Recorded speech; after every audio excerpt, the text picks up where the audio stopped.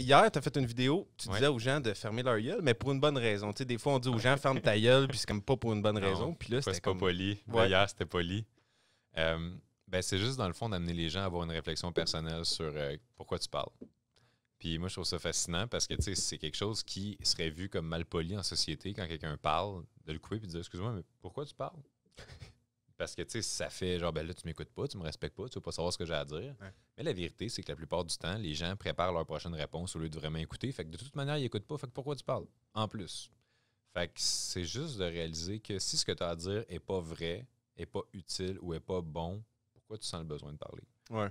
Puis c'est cette petite réflexion-là, je pense, qui est importante d'avoir. Puis tu sais, je dis pas qu'on peut pas... tu sais, mettons, on a vu une game de basket, on a trouvé ça le fun, on a le goût de s'en jaser. C'est pas nécessairement utile, c'est pas... Ça contribue pas à la société, rien. C'est une discussion, puis c'est correct, tu sais. Mais au moins, c'est pas contre quelqu'un. C'est pas tu sais, quand on parle de bonté, là, le troisième critère, mais c'est ça. C'est pas vous parler en compte de ça. Ouais, puis là, tu parlais de critères parce que justement, tu t'inspires un peu des questions de Socrate qui avait 3 questions quand venait le temps de décider si c'est bon ce que tu as à dire ou pas. Est-ce vrai, est-ce utile, est-ce bon? Tout à fait. Est-ce vrai, est-ce utile ou est-ce bon? C'est ça. Fait qu'il faut. Puis c'est sûr que, comme là, tu dis, c'est pas obligé tout le temps d'être les plus grosses conversations philosophiques ever, mais si c'est dans le but de nuire à quelqu'un, pose-toi la question, ça vaut-tu vraiment la peine de dire ça? Ouais, c'est ça. Vraiment... C'est-tu soit positif, soit constructif? Si c'est ni l'un ni l'autre, ben là, on joue à taille, puis la taille gueule, tu sais. Taille. Ouais. Fait que ben, c'est un beau message inspirant pour commencer Ouais. ce podcast-là. Ben J'aime oui. ça. Alors, je suis sûr qu'il y a plusieurs personnes qui maintenant ne parlent plus instantanément. Oh, hein? La peur s'empare d'eux. Ouais. Et là, ils font devenir agoraphobes, s'enfermer. Et ben tant mieux, ça va faire du bien. Non, mais c'est important de ce genre de message-là parce que des fois, les gens, c'est inconscient qui vont, comme tu disais hier, je pense, dans ton vidéo, qui vont faire de la peine à du monde ou qui vont, comme en fait, empirer le monde dans lequel eux autres mêmes vivent, tu sais, parce qu'on est tous un peu interreliés ou même pas mal interreliés. Fait que c'est comme. Garde nos pieds en dessous de la table. Ouais. Mais c'est ça, fait que tu sais, on est interreliés, puis c'est comme, si tu veux vivre dans un monde qui est le fun à vivre, ben faut que tu essaies de, toi, le rendre soit meilleur ou pas pire, en tout cas, du moins pas pire, idéalement. Et si on faisait juste notre part pour le rendre pas pire, hein, ce serait déjà, parce que c'est ça, je parlais avec un de mes amis, genre suite à l'enregistrement de ma vidéo d'hier, je disais, je comprends que les gens blessants, dans le fond, c'est les gens les plus blessés souvent, là. Fait que quand tu dis rendre le monde pas pire, ben, quand tu comprends que dans le fond, le monde qui blesse, c'est du monde qui a été blessé, puis tout ça, c'est un cycle qui se perpétue, ben tu sais, oui, je comprends, tu sais, puis oui, c'est amené de façon extrême de dire aux gens, si t'as pas rien de bon à dire, ferme ta gueule, mais en même temps, ces gens-là n'ont pas juste besoin de se faire dire de fermer leur gueule, ils ont besoin d'un câlin, ils ont besoin de support, ils ont besoin de se faire comprendre aussi, puis de se faire, d'être de patience peut-être de certaines personnes proches d'eux, qui vont les amener sur le droit chemin, comme dirait Jesus. C'est difficile des fois d'aider ces gens-là parce qu'eux autres même sont pas conscients de où est-ce qu'ils sont, l'endroit où est-ce qu'ils sont, pourquoi ils sont méchants comme ça, pourquoi ils parlent dans le dos du monde, pourquoi ils sont négatifs. C'est comme un feedback loop des fois que tu sais, t'es dans ta marde, puis là, tu... Mais le pire, je pense, c'est les gens qui font preuve d'indifférence envers ça. Tu sais, c'est comme si jamais t'es dans un souper et quelqu'un fait une blague homophobe. Ben, il y a rire, il y a ne pas rire, puis il y a dire « Hey, genre, what the fuck, là? Pourquoi?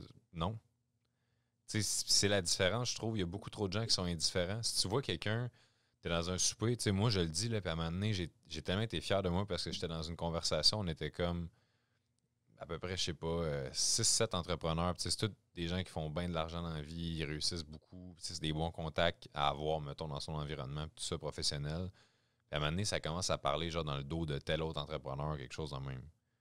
Puis j'ai osé, même si ça allait complètement à l'encontre de ce qui se passait, step up et dire « Hey les boys, genre ça vous tente-tu de parler de vous, genre qui êtes là en ce moment, puis construire vos vies au lieu de parler de quelqu'un qui est pas là, puis de... » Tu sais, d'avoir osé le faire, moi, ça m'a sorti de ma zone de confort. Parce que je me disais, crime, ils vont-tu se dire, tu sais, ils nous remettent à notre place, on n'est pas habitués. C'est comme tes peers, dans le fond, c'est tes collègues un peu. Fait que des fois, tu veux pas déplaire à eux autres non plus. Il faut stepper up. Ouais. Faut qu'on le fasse parce que c'est juste de même. Tu sais, une petite prise de conscience à la fois que tu fais dans ton environnement puis tu changes le monde. Là. Ouais, c'est l'effet papillon après, c'est ça. Une prise de conscience à quelqu'un, puis cette personne-là va probablement faire prendre conscience à quelqu'un d'autre. Puis c'est comme ça qu'on est interreliés aussi. Tu sais, fais juste imaginer que genre la première chose qui a changé, si on veut, ma perception du monde vers l'âge de 17 ans. Moi, j'ai commencé à faire du marketing relationnel dans ce temps-là. Puis c'est la chose, en fait. C'est quand quelqu'un m'a dit, plus tu travailles fort, plus tu peux avoir des résultats. Moi, dans ma tête, c'était tu travailles le nombre d'heures que ton boss te donne, au salaire que ton boss te donne, puis voici tes paramètres de vie. Je viens d'un milieu pauvre, j'ai aucun entrepreneur. Moi, je pensais qu'un entrepreneur, genre, ça poussait dans le sol. À un moment donné, il en avait un pop. Ah, si lui a une business. Ben oui, il est né dans ce trou-là, check. Moi, j'étais condamné. Là, ma méthode d'enrichissement principale, c'était les coupons rabais chez Super C en sauvant 17 cents sur un pain. J'étais comme Chris, dans 45 ans, moi, être capable de me payer un deuxième pain, c'est le fun.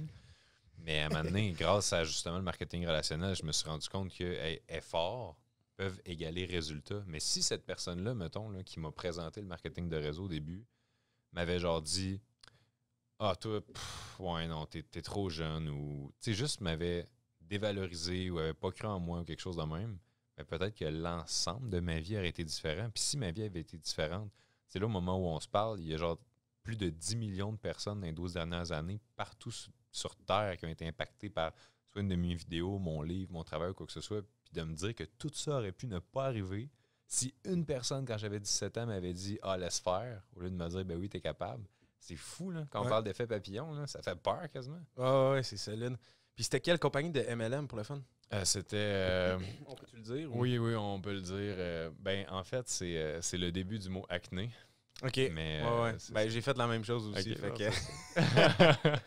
Mais c'est ça, une belle école. Là. 100%. En tout cas, pour moi, avec, ça a été... J'ai aimé mon expérience, sincèrement. Ouais, moi aussi. C'est ça, tu rencontres du monde sharp, puis c'est ça ouvre l'esprit, ça ouvre les horizons un peu, justement. Je me sers encore de mon visiophone régulièrement. C'est de quoi je parle. Wow, révolution. Hein? C'est pas pratique à un iPhone. mais c'est ça, mais tout ce qui vient avec, c'est ça. Moi, j'ai rencontré là-bas du monde que plus tard, ils ont investi dans une de mes compagnies qui m'a permis une vraie compagnie, pas une compagnie de... Non, c'est pas vrai. C'est une vraie compagnie aussi, mais en tout cas, oui, on se comprend. Mais non, c'est une belle place pour faire des contacts, tout ça. Fait que, prochain sujet. Mais toi, ton parcours, tu disais, c'est ça, à 17 ans, tu as lu un livre qui t'a changé un peu, puis qui a changé un peu ta vie, en fait. Ça rend pas mal à l'aise que je me brosse la poche comme ça. Pas à tout, brosse la poche. Pour ceux qui ne voient pas et qui écoutent en audio, Manu, il y a une poche de thé. Puis elle a fini d'infuser, fait que c'est ça. Oui, c'est vrai, hein, il y a du monde qui ne voit pas. Oups, je voulais pas créer de confusion. Et oups, ouais, excuse-moi ta question. Ouais, c'est ça, on était à 17 ans, puis là, ta vie change, tu lis des livres. Ta mère, je pense, lisait des livres de développement personnel beaucoup dans ta jeunesse, puis elle a commencé à t'inculquer ça quand même assez jeune. Ben, ma mère, ça a été mon premier mentor, tu sais, parce que ma mère, en fait, la chose que je suis le plus reconnaissant de son éducation, c'est qu'elle m'a toujours posé des questions. Au lieu de me dire « Ah, fais pas ci, tu devrais faire ça, pourquoi t'as pas fait ça? » Ma mère, elle me disait « Qu'est-ce que t'en penses? Qu'est-ce que tu aurais pu faire différemment? Si ça se reproduit, qu'est-ce que tu vas faire la prochaine fois? Pourquoi? Comment ça t'a fait sentir? Comment ça a fait sentir telle personne? » Fait qu'à cause de tout ça, tu sais, au lieu d'obéir puis de devenir un petit robot, ben tu réfléchis puis tu deviens un petit humain. Ouais, tu développes ta conscience. Exactement. Puis ça, là, oh mon Dieu, le privilège. Ouais. Je suis vraiment chanceux. Autant que tu as eu comme des épreuves quand même pas mal dans ton enfance parce que tu as vécu avec ton père, il y a eu de la violence, tout ça, des problèmes familiaux, mais autant que tu as eu comme les deux côtés de la médaille, dans le fond, les privilèges. Mais... J'étais vraiment chanceux parce que si j'avais eu 2 parents comme mon père, probablement que je serais pas là aujourd'hui. Parce que là, grâce au fait que j'ai eu l'image négative de mon père, mais le contraste positif de ma mère, ben ça m'a amené à justement faire la part des choses puis me dire « Oh, il y a ça qui existe, mais il y a ça aussi ». Tandis que si j'avais juste eu une influence négative, bien sûrement que je me serais dit un peu comme tout le monde, genre, bah, la vie c'est ça, la vie c'est de la merde, puis il faut se battre. C'est des leçons profondes, pareil, dans ta jeunesse, parce que c'est comme tu as vu la dualité, tu as vu le bien, le mal, assez jeune, puis comme tu as compris un peu les contrastes entre qu'est-ce qui est bien, qu'est-ce qui est mal, le fait de... Mais dans le ressenti, c'est ça le plus important, c'est que souvent on va expliquer à nos enfants la notion de bien et de mal selon des concepts, puis selon des théories. Tu sais, quand tu voles, Manu, c'est pas bien. Mais c'est très différent que de faire comprendre à un enfant comment tu t'es senti là, à cette heure que tu viens de voler. Là. Puis là, ça vient de deep, là. Tu comprends. Genre, tu sais, quand tu as frappé un ami dans le visage avec un tyrannosaure, tu sais, comment ça t'a fait ça? T'as fait ça? Non, j'ai pas fait ça. Okay. C'est un tricératops. Mais tu sais, c'est de faire comprendre aux enfants justement comment tu te sens. Puis les enfants sont tellement plus brillants qu'on peut le penser. Là. Ouais, c'est étonnant. Moi, j'ai deux enfants. petit gars, puis ma petite fille vient d'avoir 2 ans en fin de semaine. Puis non, c'est incroyable l'intelligence qui est comme de base. Là. C'est pas un surplus. Là. Mettons, tu commandes ton char, c'est pas une option. C'est comme l'intelligence est là, comme à la source. Puis en fait, des fois, elle est quasiment plus là dans l'enfant que des fois dans des adultes là, qui sont comme modelés par le c'est ça, l'adulte se fait mettre plein de filtres par-dessus son intelligence intuitive. Il se fait bourrer de croyances, il se fait bourrer de perceptions. Son narratif change par rapport à ce qu'il devrait être ou ne devrait pas être. Puis, moi, une des choses que j'entends le plus de mes clients ou des adultes, c'est « Ah, mais faudrait que... Non, il faut... » Tu sais, mais ça vient d'où, il faut? Tu sais, c'est qui a... Ah, le fameux gars qui est arrivé dans ta vie à un moment donné et qui a dit « Hey, t'oublies pas, hein, c'est ce poids-là, c'est cette grandeur-là, c'est cette carrière-là, c'est cette femme-là. » Tu sais, et il faut, tu sais, il faut. Ouais, il faut parce que c'est ça, c'est un peu... On est des êtres qu'on apprend... Une de nos qualités et une de nos défauts en même temps, c'est qu'on est comme on a l'effet miroir un peu. On voit des comportements chez le monde puis dans la société en général. Puis on essaye de se conformer à ça pour essayer d'aller chercher le sentiment qu'on est accepté par la tribu, accepté par la. Exactement. Ça vaut reptilien, il ne veut pas se faire ramasser tout seul parce que le but de chaque cellule, c'est de survivre. Fait qu'un regroupement de cellules, ça crée un corps humain. Un corps humain veut survivre. Ouais. Toutes nos décisions sont basées là-dessus. Soit que la cellule de notre propre survie à travers justement le fait de faire ce qu'il faut pour ne pas mourir, ou la reproduction, c'est-à-dire faire en sorte que notre code génétique puisse passer à travers le temps. Puis, en tout cas, j'avais déjà lu des affaires là-dessus. Je trouve ça vraiment intéressant de voir que, dans le fond, tout revient à une décision de rester en vie sans qu'on s'en rende compte. Là. Ouais. Même qu'est-ce qui motive, genre le mensonge, la trahison, tout ça, c'est fou, mais genre ça vient d'une place deep en dedans qui te donne l'impression que c'est ça qu'il faut que tu fasses pour survivre. Oui. C'est des milliers d'années d'évolution qui sont inscrits dans notre code génétique, puis on a ça, c'est comme un logiciel dans le background on le touche pas, on le sent pas nécessairement, mais il agit quand même sur nous. Ouais. Tu sais, on fonctionne tout avec genre Microsoft 94 en ce moment là, au niveau cérébral, mais dans un monde où est-ce que c'est rendu que tout va tellement vite. Puis, la croissance exponentielle, ça va extrêmement vite. Là. Juste cette année, les changements qu'on a vécu, tu sais, juste 2020, mettons, on se rappelle, on était où le 1er janvier 2020, comme versus aujourd'hui. Ouais, c'est insane. Je sais pas pour toi, mais moi, mon année a été comme wow. Comme tout a changé intense, dans ma vie. Ouais. Oui, puis c'est fou parce que tout a commencé à changer pour moi à partir de décembre dernier. Fait que, tu sais, avant même la COVID puis tout ça. Puis, mais cette année, ça a été, je pense, une année de grande transformation pour bien des gens. Ouais. Collectivement aussi, c'est ça. Pour individuellement et collectivement, c'est une année de grand changement. Là. Toi, t'es rendu, c'est ça, t'as passé de Québec à Montréal. T'es rendu en couple aussi. Ouais. Ben, je l'étais, je le suis encore. Oui, c'est officiel. OK. Puis à part de ça, les changements, comment ça va? J'ai perdu 45 livres en 45 jours suite à 75 Hard, remise en forme. Pour les gens qui ne savent pas, c'est quoi ce défi-là, un peu 75 Hard? C'est, dans le fond, c'est un défi qui est surtout mental, dans lequel pendant 75 jours, tu fais super attention à ton alimentation, tu ne bois pas d'alcool, tu t'entraînes 2 fois par jour pour un minimum de 45 minutes par jour, tu bois 3,8 litres d'eau par jour pour cleaner ton corps au maximum, puis tu prends une photo de ta progression à tous les jours. Fait que. Assez intense, là. C'est très intense, d'où le 75 hard et non pas le 75 go, pas se pire. Ouais.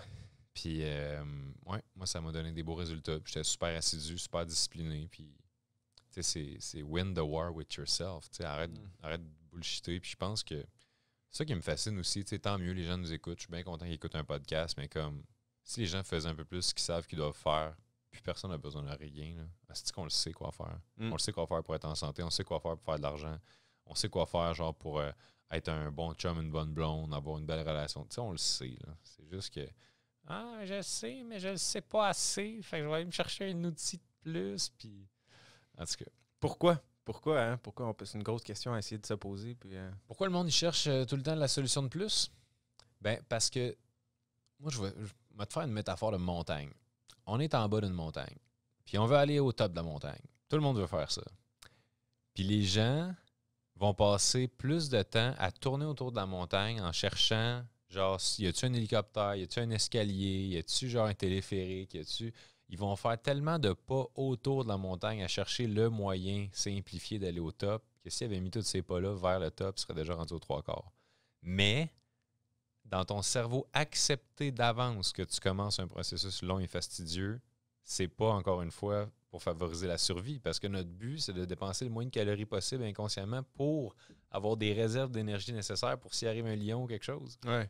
Chercher le raccourci, chercher un peu le chemin facile, chercher d'économiser des ressources. Puis Fait que, tu sais, qui va se dire « Ah, moi, j'aimerais ça faire plus d'argent, fait que je vais commencer à travailler plus fort. » Ben non, moi, je veux la stratégie pour faire plus d'argent. Moi, je veux le moyen facile de ci. Moi, je veux trouver la stratégie de webinaire de ça, tu sais. Puis je comprends qu'il existe des shortcuts, qu'il existe des techniques. C'est comme, mettons, au primaire, à un moment donné, on nous enseigne une technique pour diviser sur nos doigts, ou je sais pas trop quoi. Puis ça va, j'ai retenu mon école, by the way, merci à tous. Mais, on nous enseigne des techniques qui sont des raccourcis puis qui fonctionnent. Sauf que il y a une différence entre, dans un contexte d'apprentissage avec quelqu'un de qualifié qui te donne des outils testés, approuvés, versus toi de ton bord qui passe ton temps à essayer de chercher ces méthodes-là au lieu d'être dans l'action puis de bâtir ta propre expérience. Puis moi, il y a un gars qui m'a déjà dit, c'est d'une simplicité, mais c'est life-changing. Il m'a dit, tu sais, Manu, 30 ans d'expérience, ça prend 30 ans à avoir. That's it. Ça le résume bien. Ouais, des fois, ça fait pas plaisir à entendre ça. Des fois, c'est comme le parent qui te dit, tu sais, le conseil que tu veux. Tu vas comprendre quand tu vas être vu. Ouais. Quand tu vas avoir mon âge, tu vas voir, tu vas comprendre. Puis là, t'es comme, non, moi, je vais comprendre avant toi. Tu comprends pas. Moi, je suis meilleur. Moi, je suis brillant. Là.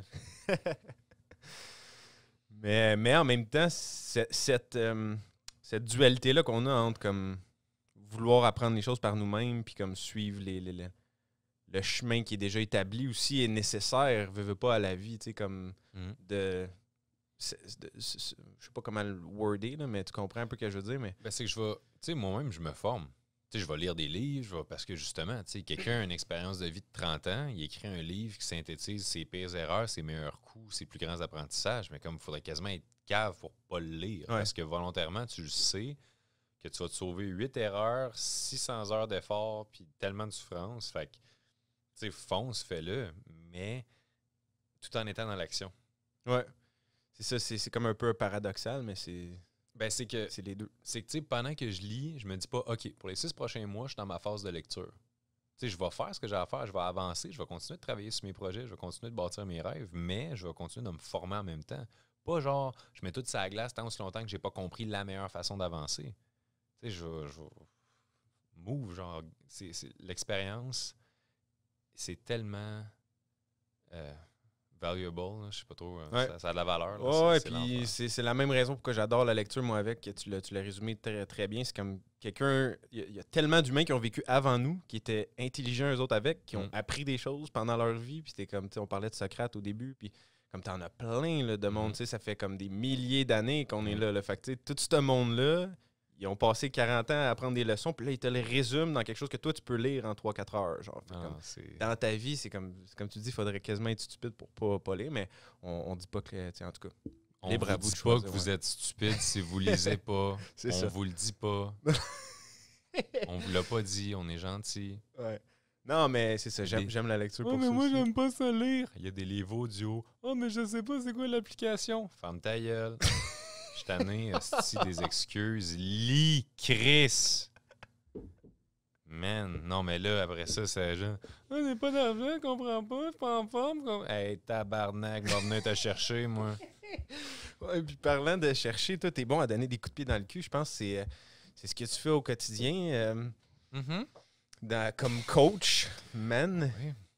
J'utilise le quashing qu'on appelle... le quoi? Le quashing. Le pour ne pas dire le coaching, parce que c'est rendu comme trop ordinaire dans la société. Tout le monde est coach. Je trouve ça triste. La plupart des gens qui sont coachs ou conférenciers le sont pour régler leur propre shit et recevoir de la validation sociale, et non pas pour aider pour de vrai. Petite parenthèse. Ouais. Mais, ce que je fais tous les jours, c'est ça. C'est du coaching, mais en fait, je trouve qu'il y a plusieurs types de coachs. Il y a des coachs, si on peut appeler ça coaching, là, mais il y en a qui motivent, puis il y en a qui forment, qui donnent des outils. Mais je pense qu'un bon coach va être quelqu'un qui va t'amener à te poser les bonnes questions en te donnant les bons outils pour que la motivation vienne toujours de toi. Il te révèle à toi-même ta propre motivation. Il te révèle à toi-même tes propres objectifs. Fait comme ça, tu ne suis pas sa formule vers le succès, vers l'abondance, vers le bonheur, peu importe c'est quoi l'objectif, mais tu finis par mieux te comprendre de façon à ce que même sans lui, tu te sens solide d'avancer dans une direction qui va te plaire à toi. Mais tout ça, je pense il y a des gens qui le font avec une approche très confortante, très douce, très... Ben oui, tu sais, inquiète-toi pas, ça va bien aller. Puis, tu sais, on a déjà entendu cette phrase-là récemment. Et moi, c'est plus comme, inquiète-toi pas, si tu continues comme ça, c'est sûr, dans 10 ans, t'as le goût de te gonner. Mais c'est littéralement, c'est parce que les gens se mentent à eux-mêmes. Puis c'est le fun d'arriver puis d'aimer assez quelqu'un parce que c'est de l'amour, tout ça. Ouais. J'ai l'air d'un psychopathe quand je parle, j'en suis très conscient, mais tout ça est motivé par l'amour. Ouais. L'amour de soi, l'amour des autres, l'amour de notre société, du monde dans lequel on vit, l'amour de nos enfants qui vont devoir dealer avec tous nos shit d'adultes en ce moment qu'on gère mal, quoi que ce soit. Fait que moi, c'est pour ça que je fais ce que je fais. Quand je botte un cul, je sauve des milliers de bottages de cul par après de cette personne-là qui va avoir pris le leadership de sa vie puis qui va avoir décidé d'honorer sa présence sur Terre pour en faire une œuvre magnifique et non pas de détruire. T'sais. Ouais. Fait que tu bottes des culs, mais avec amour. Exactement. Je mets des pantoufles, mais je botte fort. Avec pantoufles. Nice. Puis pour le monde, justement, qui veulent du coaching, tout ça, c'est quoi un peu tes formules? T'as-tu... Abracadabra! Imagine. C'est juste ça ma réponse. Non, mais je veux dire, comme tu as du coaching one-on-one. Je veux dire, tu as du coaching one-on-one, as-tu des programmes aussi en ligne? Je pense avec Marc Dumaine, un nouveau programme que vous avez sorti récemment. Ouais, mais je te dirais vraiment, là, avant, je coachais pas un peu tout le monde, parce que, tu sais, j'ai beaucoup... c'est quelque chose aussi que plus de coachs devraient faire, je pense, c'est reconnaître leurs limites et référer. C'est pas, ah ben oui, je peux t'aider, ben oui, je peux t'aider. C'est pas parce que tu sens que tu peux aider quelqu'un que tu dois aider la personne. Et c'est pas parce que tu peux un peu l'aider que ça veut dire que tu es la meilleure personne pour l'aider. Fait que d'être conscient de c'est quoi nos limites puis tout. Puis je donnais un exemple justement à un client récemment, puis je disais, tu sais, si quelqu'un vient me voir, là, cette personne-là, genre, a des tendances suicidaires, a de la misère à remonter à la pente, vient de perdre sa job, pas en santé, tout ça. Puis il me dit comme, je vois plus le bout, Manu, tu prends-tu du monde en coaching? Ben, je vais gentiment référer cette personne-là vers des ressources qui vont être plus adaptées, que ce soit un service de psychologie, SOS Suicide ou genre n'importe quelle autre organisation qui va vraiment pouvoir la prendre en charge. Parce que même si je le sais au fond de moi, là, gars, je vais passer du temps avec elle, ça y ferait du bien. Mais je ne sens pas que c'est mon rôle. Puis je sens que pendant que je fais ça, je suis pas en train d'être dans ma zone d'excellence. Tu sais, c'est comme j'ai joué au basket. Ça te rend pas service à toi, dans le fond. Ça rend service à personne. Tu sais, moi, j'ai coaché au basket pendant 10 ans. Fait que, tu sais, mais j'ai joué au soccer aussi pendant genre, je sais pas, 3 ans. Fait que si jamais tu me dis, Manu, tu peux coacher une équipe de basket, je sais que je vais rendre ces gars-là extraordinaires au basket. Je vais pouvoir exactement savoir ce qu'il faut faire, dans quel ordre, puis tout, créer une équipe de champions. Si tu me dis, Manu, coach une équipe de soccer, je vais pouvoir leur enseigner les bases, je vais pouvoir les guider un peu, tu sais, mais pas autant que si tu me donnes une équipe de basket. Fait que c'est d'être conscient de ça. C'est pas parce que tu peux faire de quoi qu'il faut que tu le fasses. Puis des fois, le monde, c'est un peu par appât du gain, je dirais, ou tu sais, comme, tu sais, ils veulent le 100, 200, 1000 pièces qu'ils chargent, peu importe, comme coaching. Fait ça, que la personne est suicidaire, au lieu de la référer à la bonne place, tu sais, comme il va dire, 100%. Moi, je peux l'aider, puis elle va être facile à closer, celle-là, d'une certaine manière. Des fois, t'en as qui sont comme... Moi, j'ai tellement pas cette approche-là, parce que, ultimement, tu sais, qu'est-ce qui fait que ça fait 12 ans que je suis en affaires aujourd'hui, puis que, justement, beaucoup de personnes qui vont, comme exemple, faire un coup de cash, puis disparaître après ça, hein, on les voit plus, ils sont rendus où, tu sais. Mais moi, qu'est-ce qui fait que j'ai un modèle d'affaires long terme, puis que je suis encore là après toutes ces années-là à faire du coaching, des conférences, puis tout ça, c'est que justement, je vois ma business comme quelque chose que je construis. Comme moi, je veux faire ce que je fais encore à 90 ans. Là. Fait que pour ça, j'ai besoin de quoi? J'ai besoin de clients satisfaits, j'ai besoin de clients avec des réelles transformations et des résultats. Fait que si jamais je prends quelqu'un pour faire de l'argent à court terme, ben je suis pas en train de l'aider elle au maximum, puis je suis pas en train de m'aider moi au maximum, parce qu'ultimement, qu'est-ce qui se passe après ça? Ah ouais, j'ai été voir Manu pendant 2 mois, là, ça m'a aidé pas pire. Là. Je veux pas que quelqu'un dise j'ai été voir Manu puis ça m'a aidé pas pire. Je veux que quelqu'un puisse parler de son expérience avec moi en disant il y a eu un avant puis il y a eu un après. Ouais. Fait que pour ça, il faut vraiment que tu cibles bien ta clientèle. Puis je pense que quand. C'est drôle parce que la plupart des coachs qui commencent dans le milieu ont tendance à vouloir servir tout le monde parce que justement, ils ont peur d'être dans le manque. Ils ont peur de manquer d'argent, ils ont peur de manquer de clients. Mais en voulant servir tout le monde, c'est ça qui est le pire, tu sais. Ouais. C'est que tu sers personne parce que... Ça t'est pas arrivé un peu à tes débuts? Parce que tu disais, tu sais, comme tu as passé un 6 ans à grinder, à travailler fort, mais tu faisais pas beaucoup d'argent à ce moment-là, là, que tu disais. Ça t'est pas arrivé un peu, ça, ce phénomène-là de... Ben, au début, moi, c'était pour bâtir mon expérience. C'était quand j'ai commencé à faire du coaching puis tout ça, moi, dans ma tête, c'était pas une job. Tu comprends? C'était même pas comme si je me disais « Ah, j'ai assez hâte qu'enfin ça paye » ou quelque chose de même. Tu sais, dans ma tête, c'était une passion, puis je faisais juste ça parce que c'était ma mission sur Terre, puis... peu importe le salaire horaire que j'aurais gagné, peu importe les contrats de conférence gratuits ou pas, la plupart de ce que je faisais, c'était tout le temps gratuit parce que je voulais aider fondamentalement le plus de monde possible. Puis c'est sûr que ce serait difficile de se sentir comme un fraudeur quand quelqu'un vient dans ton bureau et tu ne charges rien. Elle l'ai bien eu, celle-là, avec mon fameux 0$ de bill à la fin. Ha! Triomphe! Ouais. Mais c'est ce grind-là à charger zéro et à réellement aider le monde qui t'a, en fin de compte, amené, comme on disait, à maintenant, aujourd'hui, vivre bien de ça. Mm-hmm. Puis qui t'a amené aussi à... C'est ça, un moment donné, je te racontais, j'écoutais un podcast avec Julien, tu racontais que, c'est ça, un moment donné, tu étais comme à court, à sec, un peu d'argent, après comme 5-6 ans d'efforts intensifs à coacher du monde, donner, puis pas beaucoup recevoir. Puis là, un moment donné, t'avais de la misère à payer ton loyer, puis là, t'as fait une demande, puis tout d'un coup, comme 50 000 $ à peu près est rentré automatiquement, après 6 ans d'efforts comme constant, là. Mais c'est ça, c'est ça qui t'a amené à ça, dans le fond, le fait au début, réellement être là avec la bonne intention, offrir tes services gratuitement. Ben oui, puis c'est surtout de... Tu sais, pendant toutes ces années-là où je commençais à coacher, je commençais à faire un peu des conférences, je commençais à ci puis à ça, il n'y a pas eu de...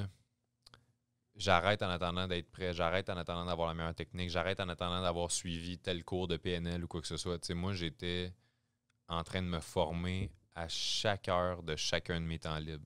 J'étais sur Internet en train de regarder toutes les vidéos YouTube de PNL que tu peux pas imaginer. Tu sais, c'est stupide. Les gens ont tendance à tellement sous-estimer ça, mais tu sais, qu'est-ce qui fait qu'exemple, dans un bac, en n'importe quoi, tu vas lire, par exemple, 5 livres par session, donc 10 livres par année, fois 3 ans, tu lis 30 livres au cours d'un bac, par exemple. Puis on s'entend souvent dans un bac, j'ai été à l'université, c'est pas vrai que tu lis ton livre au complet. Tu sais. Tu lis ce qu'il faut que tu retiennes pour l'examen. Exactement. Fait que qu'est-ce qui fait que ça donne un bout de papier qui te rend valide aux yeux de certaines personnes, alors que c'est des connaissances qui vont même pas nécessairement être toutes ciblées? Parce que moi, tu sais, mettons, quand j'ai étudié en communication, on me l'a dit, on dit sûrement qu'il y a 30% de ce que tu apprends dans ton bac qui va être en lien avec la carrière que tu vas faire après. Fait que pourquoi est-ce que ça, c'est encouragé, validé, puis la solution, comme que tout le monde se demande quel papier que tu as, puis tout, alors que pendant une période de 7 ans, j'étais allé lire au-dessus de 200 livres en lien avec mon sujet, j'étais allé me bâtir une expertise extraordinaire, j'étais allé écouter un nombre d'heures de vidéos YouTube des plus grands au monde. Tu sais, quand tu écoutes une vidéo YouTube d'un gars qui en a 8 papiers, puis qui t'explique exactement ce qu'il fait, puis le processus, puis comment ça fonctionne, puis le fonctionnement du cerveau, puis pourquoi ce serait invalide, tu sais? Ouais. Puis encore là, je trouve qu'il y a une différence. Le système veut que tu penses que c'est invalide d'une certaine façon. Ben, c'est ça. Puis c'est est-ce que vu que tu le sais, tu te prétends expert aussi, ou tu le sais, puis tu vas le tester dans le vrai monde après? Tu sais, si jamais, mettons, je sais pas, je vais dire à quelqu'un, hey, j'ai 150 heures d'expérience en tutoriel YouTube de ci puis de ça te tente-tu d'essayer avec moi?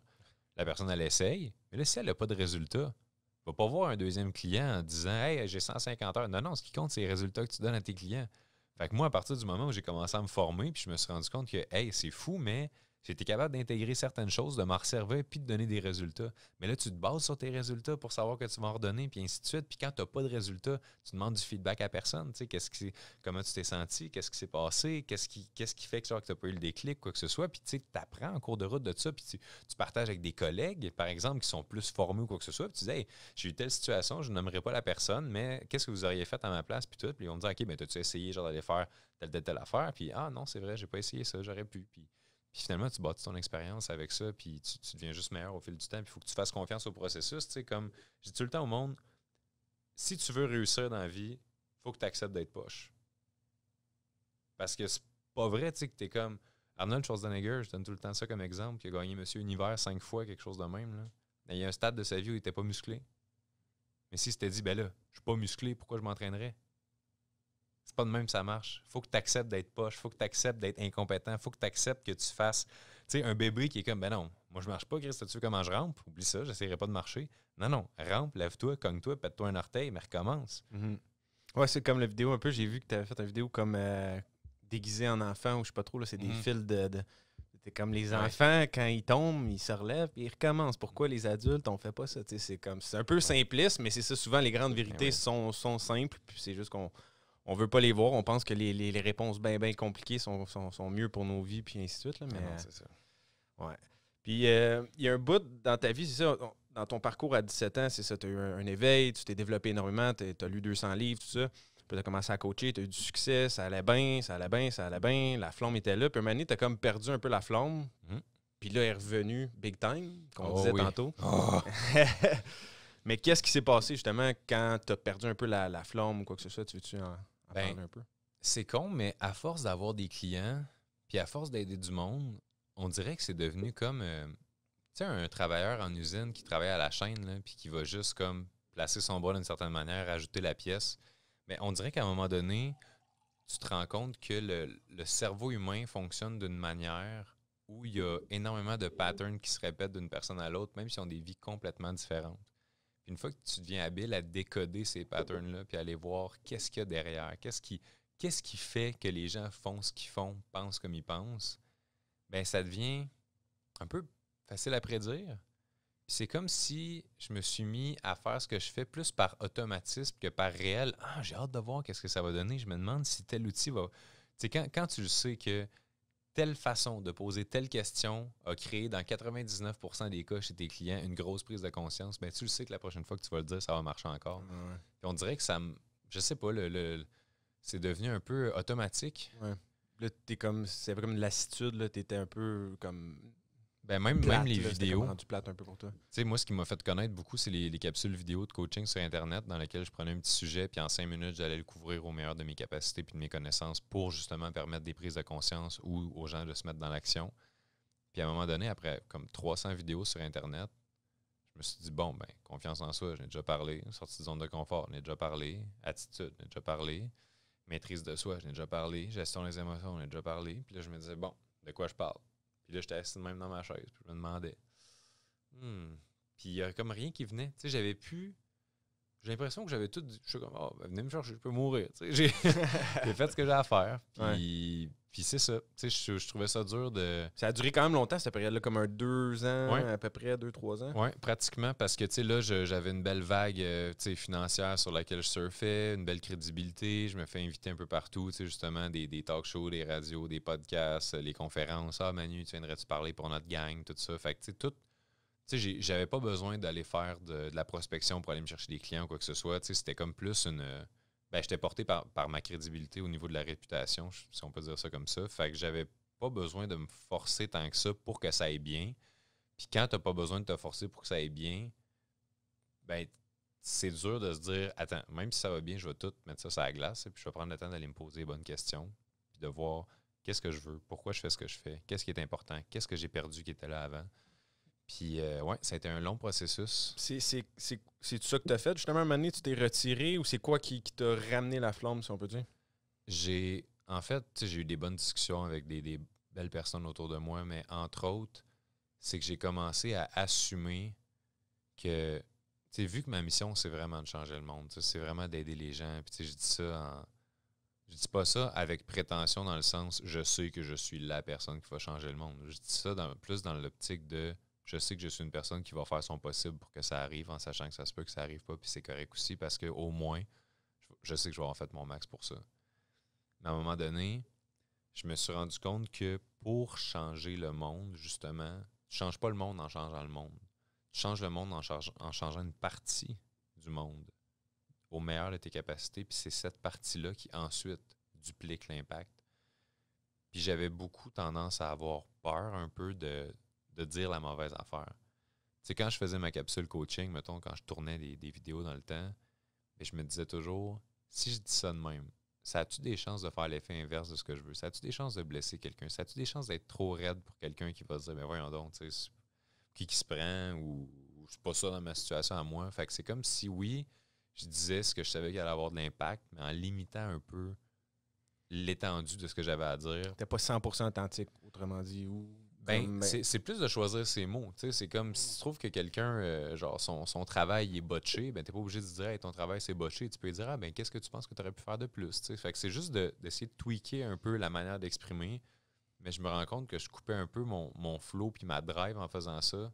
Parce que tout ça, c'était nourri par une émotion de peur, dans le fond. Peur de blesser, peur de trop shiny aussi, je pense, à un moment donné, je t'avais entendu dire ça.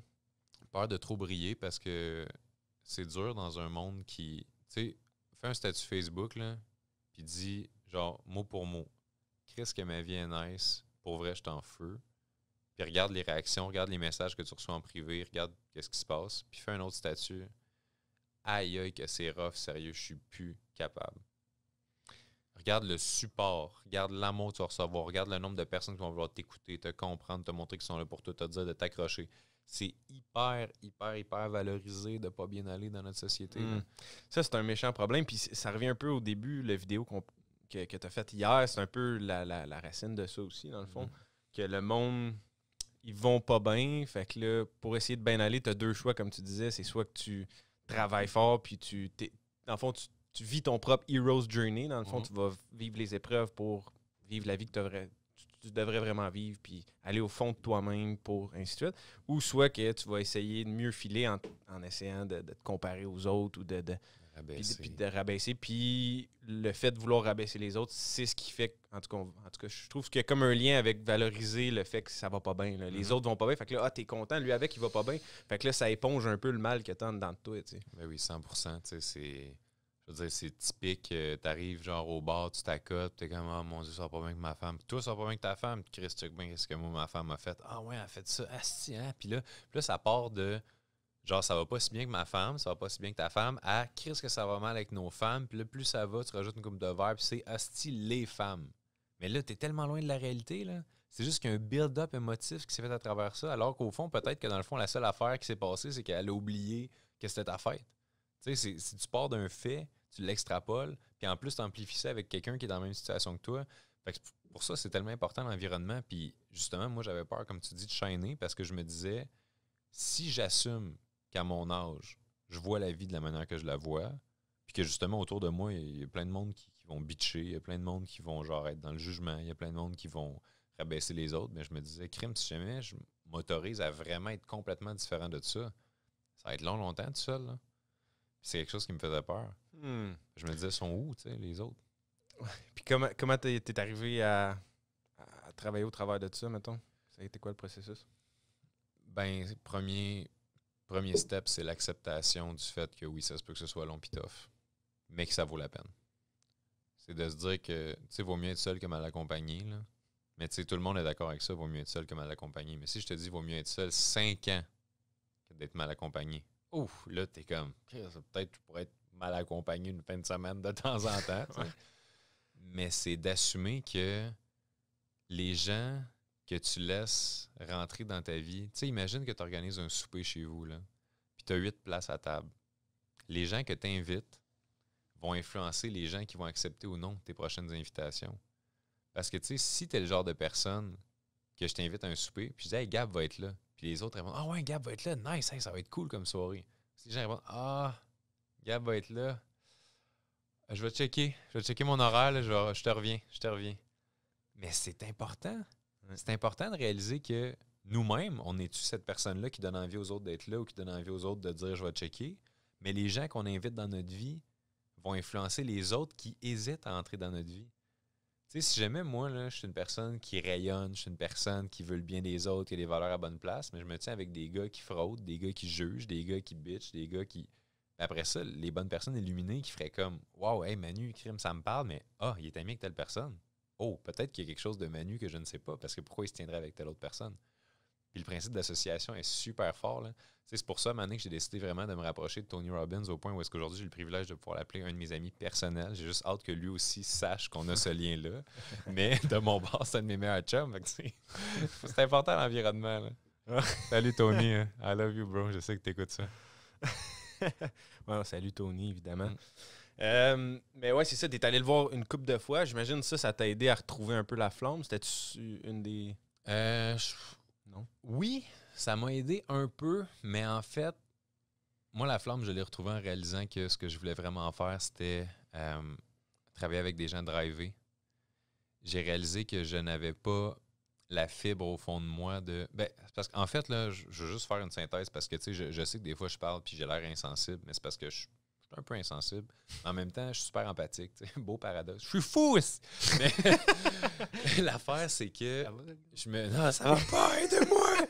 Pourquoi je suis en camisole?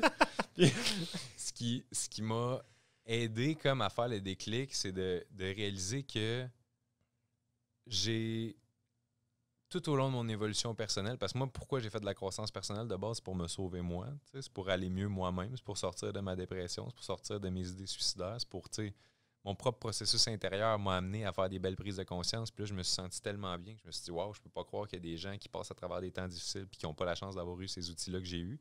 Fait que je me suis mis à repartager, puis c'est comme ça que ça a commencé. Mais de base, justement, il y a une affaire qui a été toujours constant dans mon mindset, puis c'est le fait que peu importe la douleur des moments que je vivais, peu importe les épreuves, la trahison, les agressions que j'ai vécues, tout, je me disais tout le temps, je suis quelqu'un d'extraordinaire, puis je mérite le meilleur, puis je vais réussir. Puis il n'y a pas un once de ma personne qui m'autorisait à me dire, tu sais, mettons que tu serais venu vers moi pour m'aider, là, je t'aurais répondu, hey, merci tellement, Gab, pour le temps que tu viens de passer avec moi, j'apprécie full, merci pour l'outil, merci pour la ressource. Et non pas, attends, Gab, non, mais tu comprends pas, moi, c'est tellement tough. Attends, Gab, tu comprends pas. Ah non, mais moi, t'as-tu vu mon passé? Ah non, mais moi, t'as-tu vu ce qui m'est arrivé? J'ai jamais dans mon parcours eu une attitude de, ouais, mais moi, c'est plus dur que les autres. Même si dans bien des cas, c'est vrai que ça a été plus dur que les autres. Puis je pense que c'est ça, mon gros déclic, qui m'a ramené à avoir la passion, c'est de réaliser que je n'ai pas envie, sincèrement, de travailler avec quelqu'un que quand je suis là pour l'aider, il va essayer de me convaincre qu'il a raison d'aller mal. Tu comprends ce que je veux dire? Ouais, je comprends. C'est la grosse différence entre aide-toi et le ciel t'aidera ou aide-toi et là, le ciel essaie de t'aider. Puis t'es comme, non, fuck you, le ciel, il n'y a rien qui peut me. Non, Chris, c'est le ciel, laisse-toi aider. Là, ouais. Comme l'histoire des fois dans plusieurs livres de développement personnel, que c'est comme Jésus il a envoyé, tu sais, comme il y a quelqu'un qui est en train de se noyer dans une rivière. Envoie-moi un signe. Ouais, envoie-moi un signe. Là, il envoie un hélicoptère comme, non, j'attends l'aide de Jésus, le groupe. Ouais, c'est ça. Jésus, je t'ai envoyé un hélico, je t'ai envoyé un bateau. T'es comme, Chris, noie-toi. Non, mais c'est ça pareil. Ouais. Là, c'est... Vraiment. Ça résume bien. Fait que c'est ça. Fait qu'à cette heure, c'est de rapidement faire le tri puis regarder si la personne en face de moi, tu sais, est-ce là pour me prouver qu'elle va mal ou elle est là vraiment parce qu'elle veut s'aider à aller bien? Autrement dit, as-tu le goût de travailler avec? Tu t'écoutes dans le fond un peu plus? 100%. Puis tu sais, c'est autant les hommes que les femmes, je veux dire, il n'y a pas, tu sais, peu importe l'âge, c'est pas ça le critère. Ce que j'ai remarqué en ce moment, c'est qu'il y a une certaine catégorie, par exemple, de gars. Désolé, mesdames qui sont à l'écoute. Je vous aime encore, je vous aide encore, mais il y a quelque chose que j'ai lancé qui est un projet, puis c'est vraiment la chose qui me drive le plus. C'est que je vais aider des gars de 18-36 à tout simplement restructurer plusieurs paramètres de leur vie, au niveau de leur santé, au niveau de leur mindset, au niveau de leur carrière, puis au niveau de leur connexion avec les autres, avec leur couple, leur famille, leurs liens sociaux, professionnels. Je trouve que c'est les 4 piliers vraiment pour avoir une vie équilibrée, une vie qui est riche de sens. Puis pourquoi avec ces gens-là? Parce que, tu sais, pense, mettons, à qu'est-ce qui fait que tu es proche de certaines personnes dans la vie? Qu'est-ce qui fait que tu as un lien de proximité puis que tu as développé une relation avec certaines personnes? C'est pour une des deux choses suivantes. Soit c'est parce que tu te vois en eux d'une certaine manière, fait que vous avez quelque chose en commun. Soit c'est parce que tu vois en eux une partie de ce que tu aimerais être. C'est toujours pour un des deux ou les deux. C'est le même principe avec quelqu'un que tu n'aimes pas. Quelqu'un que tu n'aimes pas, pourquoi tu ne l'aimes pas? Parce qu'il y a quelque chose en eux que tu ne vois pas pantoute en toi et il y a quelque chose en eux que tu dis « je veux surtout pas être comme ça ». Fait que c'est un peu le même principe. Fait que moi, avec les gars de 18-36, qu'est-ce qui se passe? C'est que je suis passé de tous les piliers que je te dis, là. Avant, j'étais agoraphobe. J'étais incapable d'être dans un lieu public. J'avais de la misère à m'exprimer en public. J'articulais pas. Je bégayais. J'avais vraiment des problèmes de communication. Quand ça cognait à la porte quand j'étais jeune, j'allais me cacher dans le garde-robe en courant tellement que j'avais peur des adultes. Aujourd'hui, je suis conférencier international. Je me promène dans le monde. Je fais des conférences devant 1000 personnes. Puis genre, à peine si je me mets pas en chest sur le stage, puis je suis bien à l'aise. Avant, j'avais un problème de poids. Puis au début de ma vie, c'était d'être trop maigre. Après ça, j'ai pris énormément de poids, puis j'étais rendu trop gros à mes yeux. Puis j'ai réussi à transcender ça, puis retrouver ma santé complètement, puis être à mes 30 ans dans ma best shape à vie pratiquement. J'ai réussi à transformer ma situation financière, passer de l'extrême pauvreté, d'un milieu dans lequel c'est un mindset de manque. Voyons donc, tu vas pas te commander un 7-Up au resto à 2,62 quand à l'épicerie, tu peux avoir le 2 litres pour 1,99. Hey, c'est quoi? Tu perds tellement en quantité. Puis pour vrai, c'était tellement ancré, mais ça, j'ai réussi à complètement le transcender puis me libérer au niveau de l'argent aussi. Fait que toutes ces transitions-là, dans des catégories où est-ce qu'on m'avait comme mis dans la case perdant de la vie au début, puis j'ai réussi à l'aide d'outils de travail puis de prise de conscience à stepper up, ben c'est ça, je pense, qui va faire que je vais connecter beaucoup avec les gars parce qu'ils vont se voir un peu dans cette histoire-là puis ils vont se dire, crème, si Manu l'a fait, moi aussi je suis capable. Puis je trouve que c'est un lien qui est vraiment précieux parce que, comme je disais tantôt, être un bon coach, pour moi, c'est pas juste donner les bons outils, c'est pas juste de donner la bonne motivation, mais c'est le mélange parfaitement équilibré des deux. Que la personne réalise qu'elle a ce qu'il faut, mais qu'elle veuille aussi faire ce qu'il faut. Fait que c'est ça qui me ramène et qui me drive vraiment ces tensions. Nice. Puis depuis que tu as retrouvé cette drive-là, shit's going down. Je me lève le matin, je suis motivé, j'ai hâte de travailler, j'ai pas l'impression de travailler, je trippe avec les boys que je coach, c'est vraiment puis je pense que les hommes en général, on a besoin quand même. En tout cas, moi personnellement, je trouve que les hommes ont plus besoin quasiment de coaching que les femmes. Je trouve que dans la société, on a été beaucoup concentré avec les mouvements féministes depuis 50 ans. À peu près, ça a été beaucoup à propos de la femme redonner des droits, tout ça. Puis je sais pas, je veux pas sonner anti-féministe, loin de là. J'adore les femmes, tout ça, mais c'est juste comme les hommes, on dirait qu'il y a un problème. Il n'y a pas beaucoup d'hommes qui sont sur leur X, il n'y a pas beaucoup d'hommes qui sont... je sais pas si tu peux mieux l'exprimer que moi, là, mais comme... Probablement. non, tellement non, pas de stress, c'est juste que je vais quitter. non, mais je comprends ce que tu veux dire. En fait, tu me diras si je me trompe, mais je pense que ce que tu veux dire un peu, c'est que il y a eu beaucoup d'accent sur l'émancipation de la femme, puis genre la femme retrouve son pouvoir en société, la femme reprend sa place. Ça, je disais. Puis c'est qu'à travers ça, il y a l'homme qui commence de plus en plus à se poser des questions sur son rôle. Ça se peut-tu? Direct ça, c'est ça. C'est super. Ça, je disais. Puis, je pense que moi, je n'irais pas dans la direction de les hommes ont plus besoin de coaching que les femmes. Je pense qu'ils ont des enjeux différents qui sont importants d'être adressés de manière différente. Je pense que là où les hommes ont besoin de coaching plus que jamais, c'est par rapport à leur restructuration identitaire. Ils ont besoin de savoir qui je suis, qu'est-ce que je veux, est-ce que je le veux parce que la société a toujours pensé qu'un homme devrait vouloir ça ou je le veux vraiment parce que je le veux. Est-ce que je veux cette Porsche-là parce que je la veux ou je la veux parce que je pense que mes chums vont me trouver hot? Ouais. Est-ce que j'ai peur que ma blonde me juge si j'y apporte pas la vie que mon voisin apporte à sa blonde? Tu sais, c'est toutes des petites questions comme ça, mais qu'il faut se ramener aux questions essentielles de qu'est-ce que tu veux pour vrai, pourquoi tu le veux pour vrai pour toi. T'sais.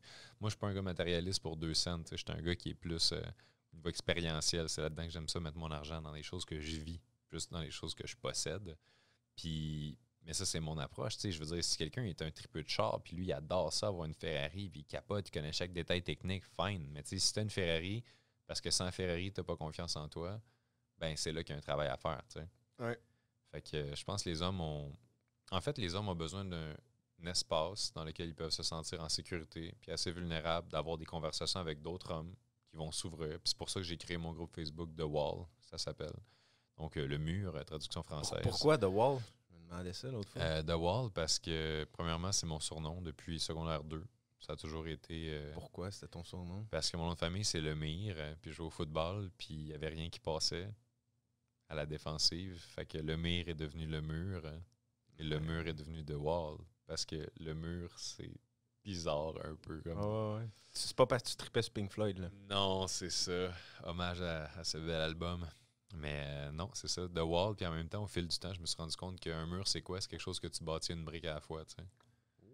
Puis c'est exactement la loi de l'effet cumulé. 1% d'amélioration par jour, c'est 365% d'amélioration par année. Puis, je sais pas, tu sais, Ça fait de l'amélioration sur 10 ans, ça. Ouais, ben c'est ça.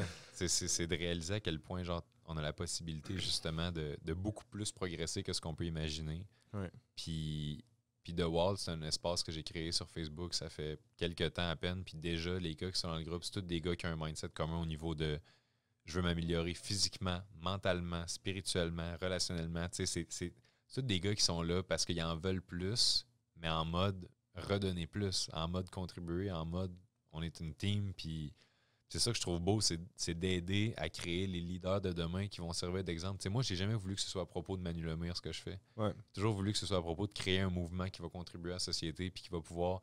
Moi, j'ai assez hâte de pouvoir mourir en paix, là. Le jour où je vais être là sur ma chaise versant en train de me dire l'éclair peut tomber, bing, bang, moi, c'est fini, j'ai fait ce que j'avais à faire. C'était un beau voyage. Ouais, c'était cool. Mais, puis, ça me fait penser à un point parce que ce que je voulais dire aussi tantôt, quand je me suis exprimé comme une marde, c'était que... C'était pas si pire. Non, mais Ce que je veux dire, c'est ça, c'est aussi l'image de la société qu'on a dépeint un homme, c'est que c'est censé pas parler de ses émotions, c'est censé pas dire que ça va pas bien. Fait que là, t'as de la misère à demander que ça va bien. Puis on dirait que les femmes ont plus de facilité à justement s'aider entre eux autres, comme dans le développement personnel. En tout cas, je trouve qu'il y a comme une effervescence au niveau de la spiritualité. Tu vois de plus en plus de femmes parler de leur intelligence émotionnelle est beaucoup plus développée, je pense. Ouais, puis c'est ça. Puis ils n'ont pas de la misère à dire « Hey, ça va pas bien, j'ai besoin d'aide » ou quoi que ce soit. Tandis qu'au niveau des hommes, c'est plus difficile ou c'est plus... en tout cas, c'est moins bien vu d'en parler. Ouais, c'est ça. Non, ça va bien, gros. Non, on va bien aller. Là. Regarde, c'est juste un bras coupé. Là. Il n'y a pas de stress, le gros. Là. Elle t'a trompé, elle t'a laissé avec les deux. On s'en crisse, le gros, on a d'autres des filles. C'est gros, man. Une de perdu, 10 de retrouver. Ah non, ben ouais, c'est ça. Ben, qu'est-ce que je fasse avec 10 femmes? Moi, c'est elle que j'aime. Il faut se dire les vraies affaires. Puis comme tu dis, je pense que, tu sais, fais l'expérience, mettons, là. Dans la rue, là, tu vois un petit gars et une petite fille tomber à terre en même temps. Vers qui tu t'en vas en premier? La petite fille. Va vérifier, es-tu correct? Petit gars, genre, ouais, tu sais, ça relèvera, là. Puis... Mais c'est fou, c'est comme instinctif. Fait que c'est justement de comprendre que, hey, ça influence la vie d'un homme, là. Ça influence la vie d'un homme de se dire que faut qu'il s'élève à un certain standard pour se sentir homme, sinon c'est comme s'il avait échoué, genre. Faut qu'il arrive à un certain niveau de sécurité financière, faut qu'il ressemble à un certain corps, faut qu'il dégage une certaine masculinité, tu sais, puis c'est pas ça, être un homme, tu sais. Fait que c'est ça un peu que j'essaie de faire avec mon groupe de gars, c'est de les ramener à l'essentiel de c'est quoi être un homme pour soi, pour les autres, puis pour notre société aussi. Ouais, on a besoin de femmes fortes et d'hommes forts. Ouais. On a besoin d'une société forte. Puis pour ça, ça peut pas fonctionner avec juste des femmes fortes ou juste des hommes forts ou vice-versa. J'ai vraiment l'image dans la tête de du monde qui font du farmer walk avec les gros poids de chaque bord. Là. Les hommes forts des femmes fortes. Là. J'imagine toute la société, on se promène tous avec des bottes de foin dans les bras. Puis, hey, pis, ça va, toi? Yeah, ça, c'est ça! C'est vrai de ça. Ouais. Vrai de ça. L'imagination. Ouais. Hey, écoute, Manu, c'était un plaisir de te recevoir. Ah ouais, c'était le fun. Je suis apaisé, mon gars. Parce qu'il y a un petit cadre, là, pour ceux qui ne le voient pas, il y a un petit cadre de beach, coucher de soleil et tout. Puis je me sens comme si j'étais là-bas depuis tantôt, pour vrai. Je sens le petit sable là, entre mes orteils. Le petit regard de Sam au loin qui m'apporte un daiquiri. Ah non, mais pour vrai, c'était vraiment cool. Quelle merveilleuse façon de finir ça. Une belle façon de commencer la journée.